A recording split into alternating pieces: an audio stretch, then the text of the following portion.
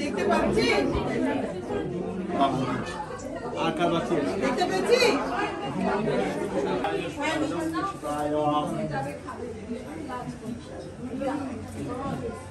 ওম শিকায় স্বাইদম শিকায় ওম শিকায় স্বাইদম মিতালিদের যে এটা দেয় না গাজরের হালুয়া ওটা নিচে গেছে আর ওম শং শিবায় স্বাইদম শিবায় ওম শং শিবায় স্বাইদম শিবায় ওম শং শিবায় স্বাইদম শিবায় ওম শং শিবায় স্বাইদম শিবায় ওম শং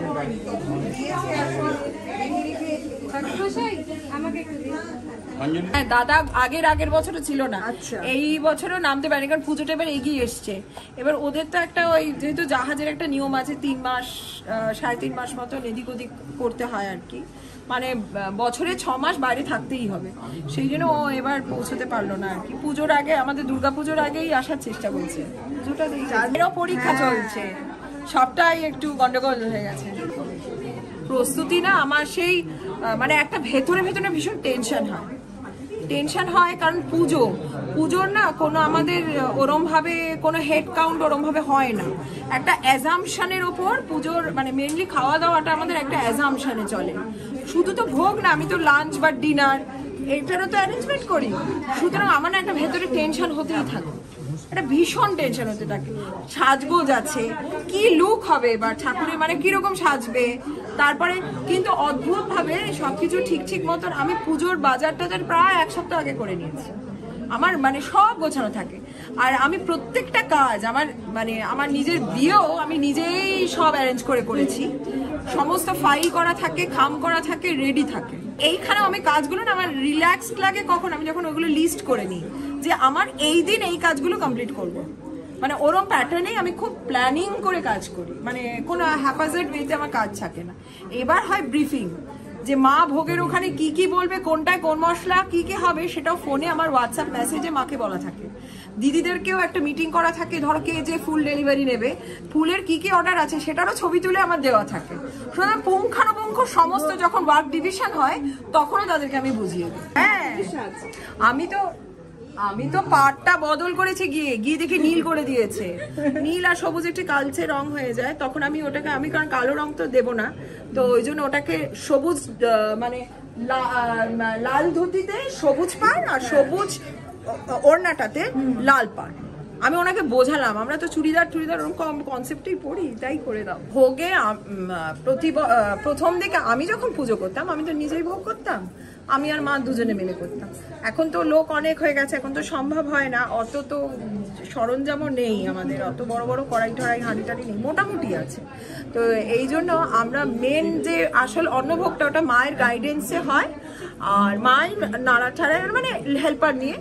আর আমি একটা ভোগ করেছি যেটা আগের বার একটা চাল আর মানে ভাত নারকোল একটা জি বাংলাতে দেখানো হয়েছিল এই রান্নাটা, এবার যেটা করেছি ওই রকমই ধরনের ড্রাই ফ্রুটস, নারকোল, গুড়, তারপরে তোমার চিড়ে দিয়ে ওটা একটা অন্যরকম ভোগ।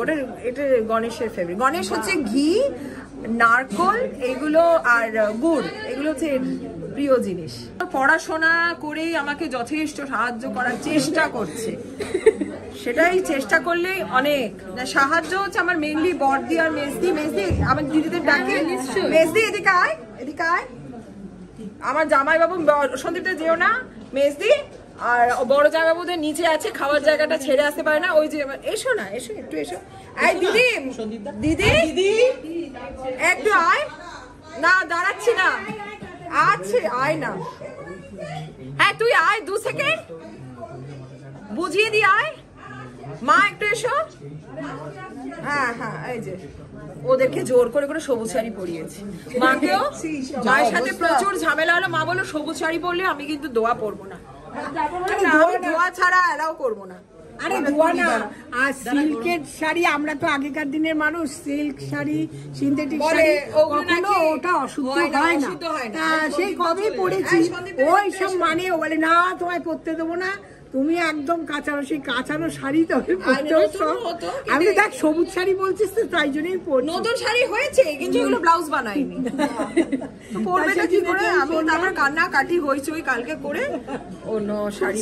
আড্ডা খুব একটা হয় না, একসাথে হয়, সবাই মিলে এনজয় করি। বন্ধুরা আসে, ছোটবেলাকার বন্ধুরা, বড়বেলাকার বন্ধুরা, এখানকার বন্ধুরা, আত্মীয় স্বজন।